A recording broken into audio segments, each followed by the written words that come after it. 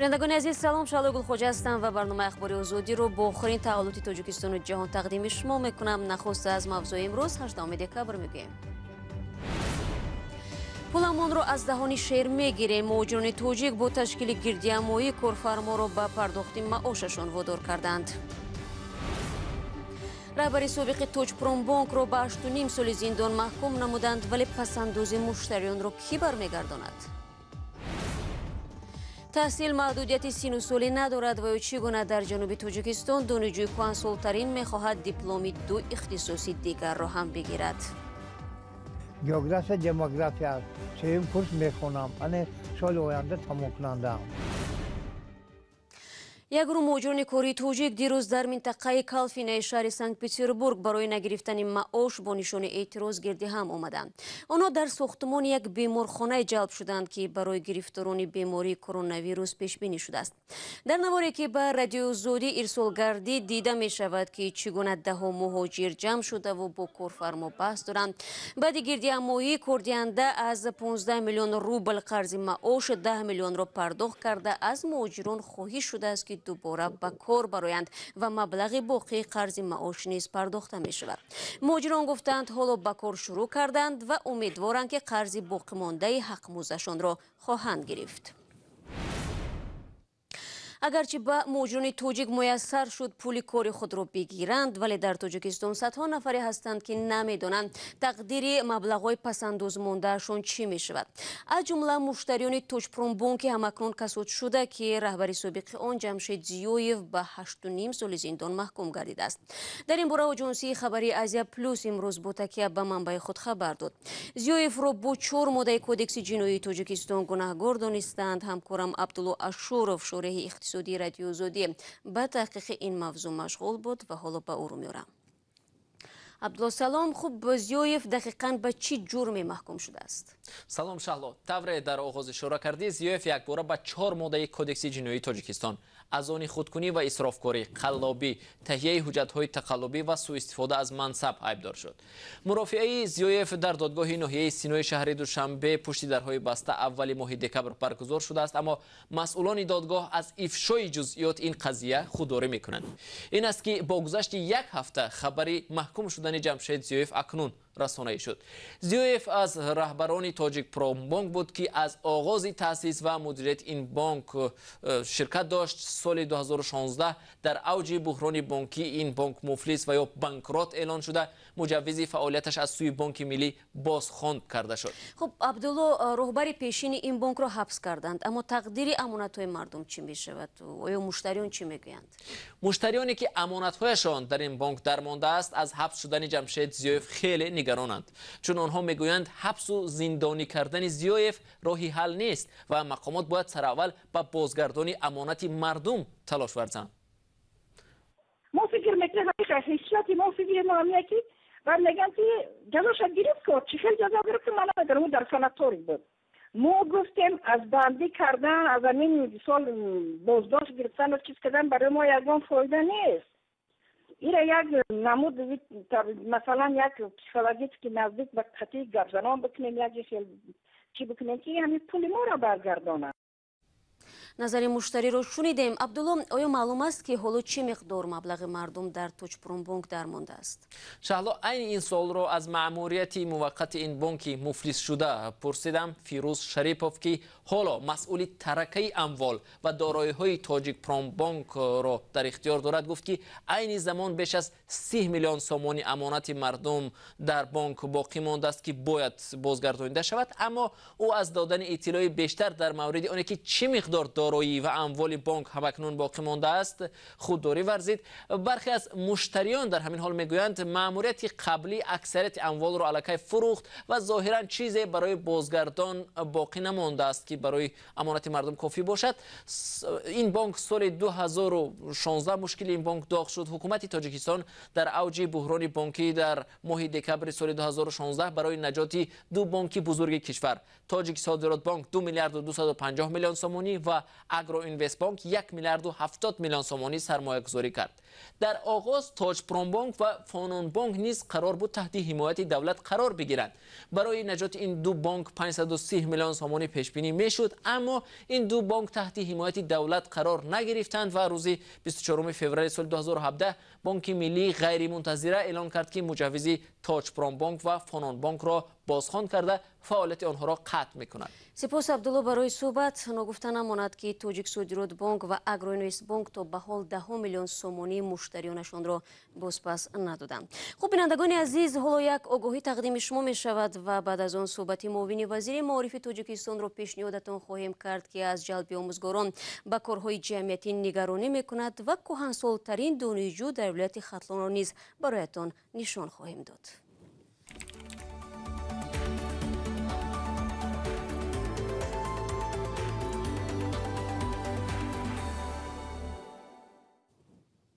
دوستانی کل تاجیکستان پیشنهاد اداره زندانها را درباره به محبس سکونتی گذراندن خبرنگاری توجیک دلیر شریفوف رد کرده است. دادستانی او را برای جامعه خوفناک نامیده است. پدر دلیر شریفوف گفت هفته گذشته با پسرش ملاقات داشتند و خبر را به او رساندند. این در حالی است که 2 ماه پیش مسئولان اداره زندانها به دلیر شریفوف خصلتنامه مثبت داده خواسته بودند او به محبس سکونتی گذرانده شود. در محبس سکونتی در مقایسه با زندان محدودیت ها کمتر است.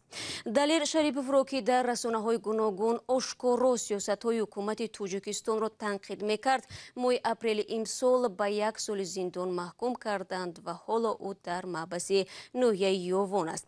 قبلا والدانش گفته بودند وضع سلامتی او خوب نیست و علاوه بر این در محبس یک نوع فشار را احساس میکند. والدان دلیر میگویند تا پایان مهلت حبسش حدودی 40 روز دیگر باقی مانده است.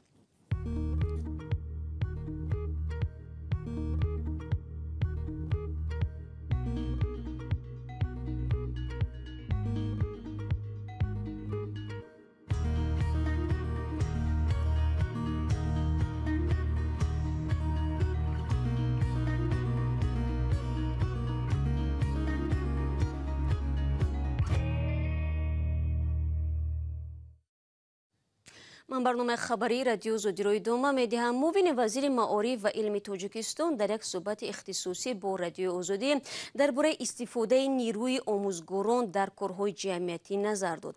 جلب آموزگاران توجیک به کارهای آبادانی و چاره‌بینی‌های فرهنگی و سیاسی بارها نگرانی ها را به میان آورده است. این هم در حالی است که این قشر جامعه از معاش خوب و امتیازهای برای زندگی برخوردار نیست. سروینازی روح‌الله و براد یوسفی از لطافت نظیری در همین باره پرسیدند. وقتی که یک مؤسسه طبیعتی کدام یک ساختاری هستند، در اونجا آدمان زندگی میکنند، در اونجا کارمندان زندگی میکنند، در اونها مسئولیت تازه کردن همون محیطی اشغال کرده مؤسسه خودشان نباشند. پس ما چرا چنین حرف میگوییم؟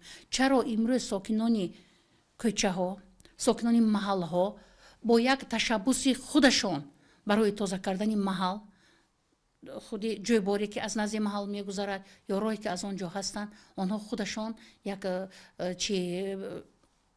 کوشش نمیکنند. و البته وقتی که یک نفر مهمان میگذرد یا که مثلا وقتی که خودی کودکان در همون محیط بازی میکنن و از این چرکی و از این افلاسی ها دیدن میکنن، البته به تشکل منبعدی آنها نیز تاثیر منفی میرساند. بنابراین هم در اینجا تمام جامعه باید فعال باشد که خدمت آموزگار را در سمت تازه کردن رفتن کوچه ها استفاده نبرند. درست است که وقتی که ضرورت پیدا می شود واقعا هم بعضا از قوه های علاوگی از جمله کارمندان ساحه استفاده کرده می شود، ولی این را ما البته بسیار محکوم هم می کنیم و اون را ما بسیار منفی هم ارزیابی می کنیم. و چون هم اکثریت می پرسند چرا نظام آنلاینی تحصیل در دوره پاندمی درست برآورده نشد در تاجیکستان؟ در دوره تمام امکانیت ها وزارت معارف و علم جمهوری تاجیکستان توانستند که برای خوانندگان синфҳои 9-11 ки онҳо хатм кунанда ҳисобида мешаванд ва дар баробари ин онҳо бояд ба муассисаҳои таҳсилоти касбӣ ворид мешуданд, дарсҳои телевизионӣ ташкил карда шуданд. Чаро вазорати маориф ва илми ҷумҳурии Тоҷикистон маҳз ташкил кардан ва бароҳмондани дарсҳои телевизиониро барои худ қарор доданд. ин аз он сабаб аст ки телевизион имрӯз дастрасӣ дар тамоми кишвари мо ҳастанд ва кӯдакон метавонанд ки дар муҳити хонавода бо ҳамроҳии волидайн аз он дарсҳои телевизионӣ ба таври васеъ истифода баранд. воқеан ҳам дарсҳои онлайнӣ ташкил карда шуданд. шояд аз ин на ҳама бархурдор буданд ва дар баъзе муассисаҳои таҳсилотие ки онҳо имконияти хуби интернетӣ ва серверҳои муайяни чӣ доштанд, техникӣ доштанд, тавассути ҳамин имкониятҳо дарсҳои онлайнӣ ташкил карда шуданд. ва бояд бигӯям ки ташкил кардани дарсҳои онлайнӣ аз як тараф мушкилоти худро дорад, чунки на ҳамаи оилаҳо дар хона барои фарзандони худашон компютерҳоро таъмин карданд ва ба шабакаҳои зарури интернети пайваст ҳастанд ва на ҳама кӯдакон ё волидайни онҳо телефонҳое ки тавассути интернет ба он кор кардан мумкин аст ба он таъмин ҳастанд. суҳбати комили ҳамкорони мо бо муовини вазири маориф ва илми Тоҷикистонро метавонед дар вебсайти радиои Озодӣ бинандагони азиз бихонед. ҳоло барои шумо дар бораи донишҷӯи кӯҳансолтарини яке аз донишгоҳҳои вилояти Хатлон қисса мекунем. дар мисоли ин сокини 75-солаи шаҳри Бохтар бори дигар метавон итминон ҳосил кард ки барои омӯхтани илм ва тағйир додани маҷрои зиндагӣ ҳаргиз дер нест.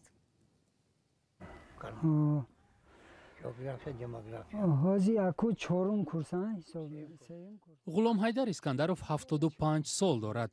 ҳам омӯзгор аст ва ҳам донишҷӯ. баъди 2 сол дипломи савумашро хоҳад гирифт. сеюм маълумоти олӣ география демография аст. сеюм курс мехонам. ане соли оянда тамом кунандаам. дар донишгоҳи шаҳри Бохтар ӯро кӯҳансолтарин донишҷӯ медонанд. ғоибона мехонад ва ҳам дар мактаби деҳа омӯзгор аст. ғулом ҳайдар искандаров 2 писар ва 2 духтар дорад. 4 фарзанди дигараш солҳои ҷанги шаҳрвандӣ фавтидаанд. ҳисоби зиндагӣ мо фарзандон меран кор мекунанд, мебиёнд. мо дар ҳамҷо кор кардем. хай замин дорем, хай дарахт дорем, дарахтҳо боғҳо гуфти одамон. ана баъд аз вай мо дар мактаб ки кор мекунам, хай 800 сум 900 сум ойлик метиҳанд. нафақа зиёд мешавад, нафақа мегирем. дар замони пандемия писаронаш натавонистанд ба Русия раванд. ҳоло бо маоши омӯзгорӣ ва нафақапулӣ рӯз мегузаронад. вай мехоҳад боз дипломи 2 ихтисоси дигарро гирад. бо мақсад дорам ки бояд ки 5 факултетро дар пирonsоли тамом хатм намоям. факултети биология, экология ё ки химия, биология, ана баъд вай бо таърих ва ҳуқуқ. таҳсили ғулом ҳайдар шавқи ҷавонони деҳаро ба таҳсил овардааст. хеле бо ҷавоно бо мустафед чӣ карда нигоҳ карда, бо хеле ҷавоно ҳам шавқ ҳавас пайдо карда ба хонданӣ рафтанд. таҳсил дар донишгоҳҳои Тоҷикистон маҳдудияти сину солӣ дорад. нафарони аз 30 сола боло танҳо ҳаққи ғоибона хонданро доранд. ғулом ҳайдар таҳсилро барои худ шуғл медонад.